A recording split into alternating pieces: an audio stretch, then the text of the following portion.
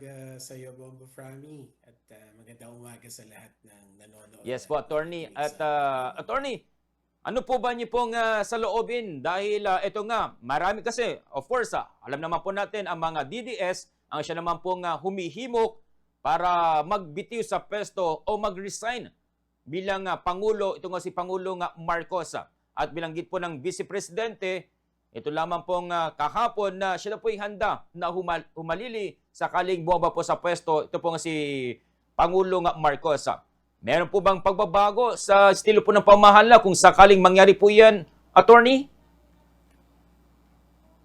Well, unang-una, Bongo Frami, yung mga ganong pahiwatig, akmang-akma yun para sa mga supporters nila, gaya ng sabi mo, di ba? Yung mga loyal supporters nila. So, naiintindihan ko kung bakit yun ang bigkas niya ni Vice President Sara na handa siya.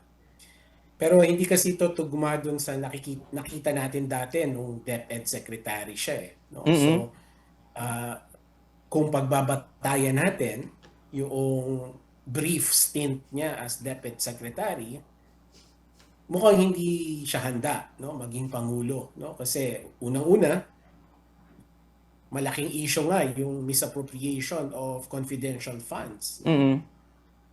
Malaking issue yon kahit na ba hindi pa ito na papatunayan sa korte o sa impeachment court, no? That's still a big consideration sa kanyang readiness or capability to become president. And so of course, yung mga hindi na-address na classroom backlog, no? Mm-hmm. Nalaman natin na ilang classroom lang ang napatayo, no? Despite kalakihan ng budget. And of course, the lack of a strategic response to the comprehension crisis na kinakaharap natin. Okay? These are all indicators na mukhang hindi pa handa si Vice President Sara maging Pangulo. Kasi kung maganda sana yung performance niya bilang DepEd Secretary, then maybe may laman yung sinasabi niya na handa na siya. But given the fact na hindi maganda ang performance niya, hindi siya naging mabuti o mahusay na DepEd Secretary, then yung statement niya na ready siya, mukhang mahirap paniwalaan. Yes. And attorney, lalo na po at sinasabi nga po na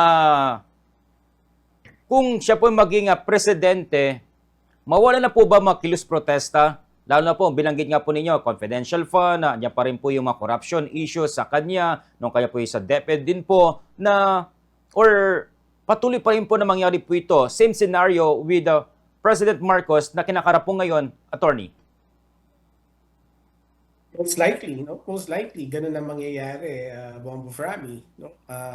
Kasi yung corruption, hindi naman maaalis dahil siya rin mismo sangkot sa corruption eh. Mm-hmm. Yun na nga ang naging basis ng impeachment complaint sa kanya.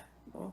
Kumbaga, naligtas lang siya nung Supreme Court decision, hindi ba? But still, meron pa ring mga corruption allegations na binabato sa kanya. So, kung siya maging Pangulo, I don't foresee na titigil bigla yung mga kilos protesta ng mga kabataan natin, ng mga religious groups. Kasi yung corruption is still there. Mm-hmm.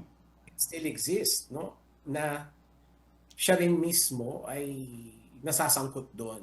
No? So, I do not foresee na magkakaroon bigla ng kapayapaan sa atin na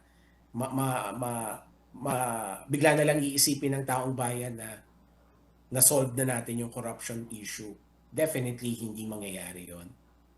Attorney, ano po yung nasa isip nyo ngayon regarding nga po sa pinag-uusapan po ng ilang pong mga retired military officers at PNP generals na ito nga pong tinatawag po na civil military junta na kung saan ay hinikayat po ang isang senador na sumali sa kanila pero nireject po niyo ito.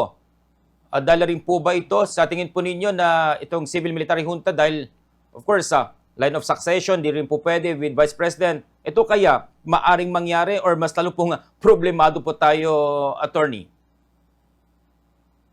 So, That's bordering on sedition and insurrection, ano? Wala lang yung elemento na armed Mm. uprising, Yes. pero the fact na pinopropose na nila na patumbahin yung current administration Mm. at papalitan ng civil military junta, that is also already a criminal offense, no? Mm. Kaya ako nagtataka, no, bakit yung mga nakatanggap ng offer na yon ay hindi sila naalarma at hindi sila kumbaga warrantless arrest or citizen's arrest kung tawagin. Mm. Kasi sa harap nila meron ng nagaganap na isang krimen, no? So yung ganong mga usapin, Frami, aside from being a criminal offense, Mm. hindi rin siya nakakatulong eh. Hindi rin siya nakakatulong sa political discourse natin.